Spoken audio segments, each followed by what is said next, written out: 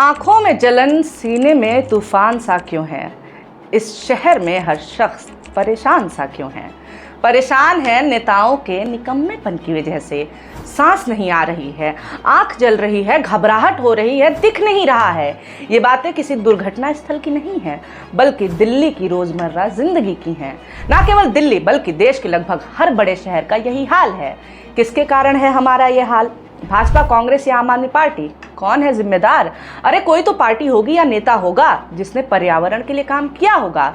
कुछ तो किया जा रहा होगा प्रदूषण को रोकने के लिए। आखिर करोड़ों अरबों इसी काम के लिए तो खर्च किए जा रहे हैं। प्रदूषण में तो कोई कमी दिख नहीं रही, तो आखिर इतने सारे रुपए जा कहां रहे हैं? सवाल ढेर सारे हैं, इसलिए जवाब लेकर के हाजिर है पॉलिटिकल नारी।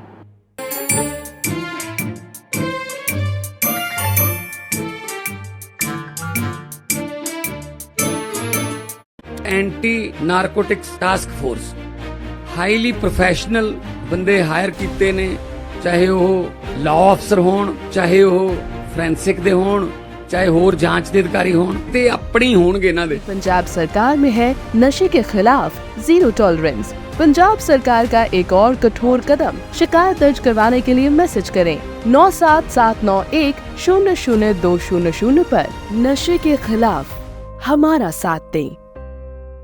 नमस्कार, मेरा नाम है निवेदिता शांडिल्य और आप देख रहे हैं मॉलिटिक्स। जहरीली हवा हमें कैसे मार रही है, इसके हजारों आर्टिकल आप पढ़ चुके होंगे, टीवी पर रिपोर्ट्स देख चुके होंगे कि कैसे प्रदूषण के कारण कैंसर के मामले बढ़ गए हैं, बच्चों तक को अस्थमा होने लगा है। हालात यहाँ तक पहुँच चुके हैं कि प्रदूषण युवाओं की मौत में वृद्धि का कारण बन चुका है। रिपोर्ट्स बताती हैं कि 68 अध्ययनों की समीक्षा के आधार पर शोधकर्ताओं ने पाया कि PM 2.5 जैसे प्रदूषक तत्वों के लंबे समय तक संपर्क में रहने से अस्थमा के मामलों में वृद्धि हुई है, जिसके कारण विश्व स्तर पर 1,20,000 अतिरिक्त मौतें हुई हैं। प्रदूषण हमारे लिए खतरनाक है, ये तो सभी जानते हैं, पर प्रदूषण से ज्यादा खतरनाक है इसके नाम पर हो रही राजनीति। भाजपा कहती है कि कांग्रेस ने प्रदूषण फैलाया है, कांग्रेस कहती है कि आम आदमी पार्टी ने प्रदूषण फैलाया है, आम आदमी पार्टी कहती है कि भाजपा ने प्रदूषण फैलाया है। तो फिर भाजपा जवाब में कहती है कि ना, प्रदूषण तो आम आदमी पार्टी वाले ही फैला रहे हैं। ये पूरी की पूरी चकरघिन्नी ये नेता रचते हैं और इस जनता इस चकरघिन्नी में घूमते रह जाती है। आखिर सच कौन बोल रहा है? कोई तो बोल रहा होगा, मैं बताती हूँ। जवाब है कि सब सच बोल रहे हैं। अरे मजाक नहीं, सच में। झूठ इनमें से कोई नहीं बोल रहा है, टुकड़ों में सब सच बोल रहे हैं। क्योंकि सच यही है कि इन सब के सब ने मिल करके हमें इस हाल में ला करके छोड़ दिया है। तो जब कांग्रेस कह रही है कि भाजपा जिम्मेदार है, तो ये बात सच है। जब भाजपा कह रही है कि आप जिम्मेदार है, तो ये बात भी सच है। और जब दोनों कह रहे हैं कि कांग्रेस जिम्मेदार है, तो ये बात भी सच ही है। ये बात याद रखना जरूरी है कि पर्यावरणीय इमरजेंसी के दौर में नेता घटिया बयानबाजियों में लगे हुए हैं। जी हाँ, ये इमरजेंसी आपातकाल ही तो है। रिपोर्ट्स देखिए, स्थिति कितनी गंभीर है। इसका अंदाजा विश्व स्वास्थ्य संगठन WHO के इन आंकड़ों से लगाया जा सकता है कि वायु प्रदूषण की बढ़ती समस्या की वजह से भारत में हर साल लगभग 20 लाख लोग समय पूर्व मृत्यु के शिकार हो रहे हैं। अब आप सोचिए, प्रदूषण और पर्यावरण को हम इतने हल्के में लेते हैं कि लगता है कि अरे कोई बात नहीं, गर्मी आएगी तो धुआं तो छट ही जाएगा। मगर प्रदूषण केवल दिल्ली और ठंड के वक्त ही तो नहीं रहती। साल के हर दिन हम थोड़ा थोड़ा मर रहे हैं और हमें पता भी नहीं चल रहा है। शोध नेचर रिव्यू कार्डियोलॉजी के रिसर्च के अनुसार दुनिया भर में हर साल 90 लाख लोग समय से पहले मर रहे हैं और इसके पीछे कारण है प्रदूषण। आप सोचिए, क्या ये महामारी नहीं है, पैंडेमिक नहीं है ये? आखिर एक पैंडेमिक को हम इतने हल्के में क्यों ले रहे हैं? अब तो ये कहने का भी कोई मतलब नहीं बचा है कि अपने बच्चों के भविष्य के लिए प्रदूषण पर ध्यान दें। बच्चे भविष्य देख कहां पा रहे हैं?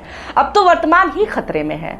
भारत की state of global air 2024 report के अनुसार भारत में हर दिन वायु प्रदूषण के कारण 5 साल से कम उम्र के 464 बच्चे मरते हैं। ये तंबाकू और मधुमेह से होने वाली मौतों की संख्या से भी अधिक है। साल 2021 में भारत में 5 साल से कम उम्र के 1,69,400 बच्चों की मौत के लिए वायु प्रदूषण जिम्मेदार था। अब क्योंकि दिल्ली देश ही नहीं दुनिया का भी सबसे प्रदूषित शहर है, इसलिए सबकी निगाहें यहाँ प्रदूषण के लिए क्या किया जा रहा है इस पर टिकी रहती हैं। तो चलिए हम बताते हैं कि यहाँ प्रदूषण के मुद्दे पर क्या हो रहा है। आम आदमी पार्टी जो कि सत्ता में है, उसका कहना है कि पड़ोसी राज्यों की वजह से दिल्ली में प्रदूषण हो रहा है। पड़ोसी राज्य जहां आम आदमी पार्टी की सरकार नहीं है। खबर देखिए आप। आम आदमी पार्टी ने दिल्ली, खासकर आनंद विहार में खराब होती वायु गुणवत्ता के लिए पड़ोसी राज्य उत्तर प्रदेश से राष्ट्रीय राजधानी आने वाली बसों से निकलने वाले धुएं को जिम्मेदार ठहराया। पार्टी ने यमुना में झाग पैदा करने वाले प्रदूषण के लिए भाजपा शासित राज्य और हरियाणा से कथित तौर पर अनुपचारित अपशिष्टों के छोड़े जाने को जिम्मेदार ठहराया है। तो यानी कि हम मान लें कि भाजपा ही जिम्मेदार है प्रदूषण के लिए, पर भाजपा भी तो कुछ ऐसी ही बात कर रही है। भाजपा का कहना है कि दिल्ली में प्रदूषण रोकने में केजरीवाल सरकार फेल रही है। दिल्ली में भाजपा के अध्यक्ष वीरेंद्र सचदेवा ने दिल्ली में बढ़ती धुंध की समस्या के लिए आम आदमी पार्टी को जिम्मेदार ठहराया है। उन्होंने कहा है कि राजधानी में धुंध की समस्या अधिक है, जिसका कारण केजरीवाल सरकार की विफलताएं हैं। सचदेवा ने कहा कि पिछले 10 सालों में केजरीवाल सरकार ने दिल्ली में प्रदूषण को नियंत्रित करने के लिए कोई ठोस कदम नहीं उठाया है। उन्होंने आप सरकार पर भ्रष्टाचार के आरोप लगाते हुए कहा कि दिल्ली में सीवेज ट्रीटमेंट प्लांट ठीक से काम नहीं कर रहे हैं, जिसकी वजह से यमुना नदी में जहरीला झाग देखने को मिलता है। अच्छा, तो यानी कि आम आदमी पार्टी वालों ने ही दिल्ली की हालत खराब कर रखी है, भाजपा का कोई रोल नहीं है। मगर ये तृणमूल वाले क्या बोल रहे हैं, ये सुन लीजिए। टीएमसी नेता सागरिका घोष ने कहा कि दिल्ली में प्रदूषण के लिए भाजपा नीति केंद्र और हरियाणा सरकार जिम्मेदार है, लेकिन इसके लिए दिल्ली की आप सरकार को जिम्मेदार ठहराया जा रहा है। उन्होंने पूछा कि केंद्र इससे निपटने के लिए राष्ट्रीय योजना पर काम क्यों नहीं कर रहा है। अब देखिए, आप इन नेताओं की बयानबाजियों में मत पड़िएगा। जो भी सत्ता में है वो आज के हालातों के लिए जिम्मेदार है। कड़े कदम उठाने की जगह ये फायदे की राजनीति में लगे हुए हैं। पर्यावरण बचाने के लिए काम करने का वादा और दावा लगभग हर पार्टी करती है। एक से एक योजनाएं भी लाई जाती हैं। इतनी सारी योजनाओं के बाद भी कोई असर क्यों नहीं होता है? क्योंकि ये योजनाएं नेता अपना जेब भरने के लिए लाते हैं। उदाहरण के लिए आप नमामि गंगे परियोजना को ही ले लीजिए। भाजपा सरकार ढोल नगाड़े के साथ इस परियोजना का प्रचार करती है, मगर एक बात जो देश की जनता से छुपाती है वो ये है कि इसमें कितना बड़ा घोटाला हुआ है और कितना बड़ा भ्रष्टाचार चल रहा है। जो कहते हैं कि मुझे माँ गंगा ने बुलाया है, वो इस परियोजना में अडानी को बुला करके लेके आ गए। मैं तो सोच रही हूँ कि वो दिन कब आएगा जब मोदी सरकार के घपलों में अडानी का नाम आना बंद होगा। हर जगह घपलेबाजी अपने एक मित्र को लूट खसोट करने देने के लिए। नमामि गंगे के नाम पर कैसे अडानी को फायदा पहुंचाया जा रहा है, ये जानकारी देश की जनता को इलाहाबाद हाई कोर्ट के माध्यम से मिल पाई जब एक जनहित याचिका पर सुनवाई हो रही थी। नमामि गंगे परियोजना के महानिदेशक ने कोर्ट को यह जानकारी दी कि सीवेज ट्रीटमेंट प्लांट तो अडानी जी चला रहे हैं। इलाहाबाद हाई कोर्ट के सामने जब सीवेज ट्रीटमेंट प्लांट के कॉन्ट्रैक्ट की शर्तों का खुलासा हुआ तो जजों ने अपना माथा पीट लिया, क्योंकि अडानी से किए कॉन्ट्रैक्ट में ये प्रावधान किया गया है कि किसी समय प्लांट में क्षमता से अधिक गंदा पानी आया तो शोधित करने की जवाबदेही उनकी होगी ही नहीं। इलाहाबाद हाई कोर्ट ने इस तथ्य पर बेहद तल्ख टिप्पणी करते हुए कहा कि ऐसे करार से तो गंगा साफ होने से रही।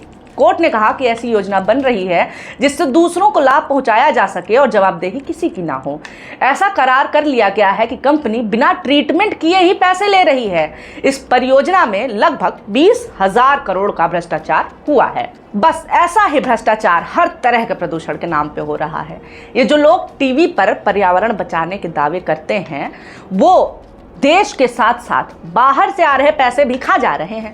कॉमनवेल्थ फॉरेस्ट्री एसोसिएशन के चेयरमैन डॉक्टर जॉन अनेसे ने ये बात कही है कि विकसित देश भारत जैसे विकासशील देशों को पर्यावरण बचाने के लिए $100 बिलियन का ग्रीन क्लाइमेट फंड यानी आर्थिक सहायता राशि देते हैं, मगर ये मदद भ्रष्टाचार की भेंट चढ़ जाती है। एक तरफ ये सरकारें करोड़ों की योजनाएं लाती हैं, दूसरी तरफ हर वो काम करती हैं जिससे प्रदूषण बढ़ता रहे।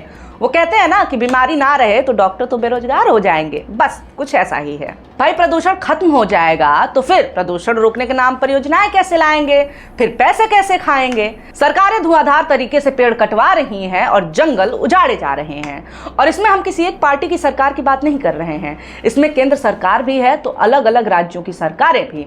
उत्तर भारत का फेफड़ा कहे जाने वाले हसदेव जंगल को खत्म किया जा रहा है ताकि अडानी का कोयला खनन का काम चलता रहे।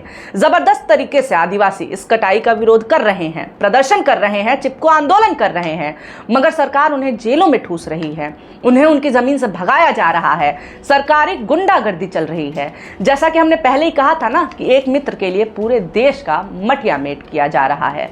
उत्तर प्रदेश में योगी सरकार 1 लाख पेड़ कटवा रही है। किसके लिए? कांवड़ियों के लिए। कांवड़ कॉरिडोर बनाने के लिए योगी 1 लाख से ज्यादा पेड़ कटवा रहे हैं, मगर जनता को कहेंगे कि देखो जी पाकिस्तान वाले प्रदूषण हमारे उत्तर प्रदेश में भेज रहे हैं। मतलब गजब हाल है इनका। बिना पाकिस्तान का नाम लिए इनका कोई भी काम हो सकता है क्या? चुनाव भी पाकिस्तान के नाम पे जीतेंगे और प्रदूषण में भी पाकिस्तान का नाम। जानबूझ करके ये जनता को बीमार कर रहे हैं, वरना और क्या कारण हो सकता है?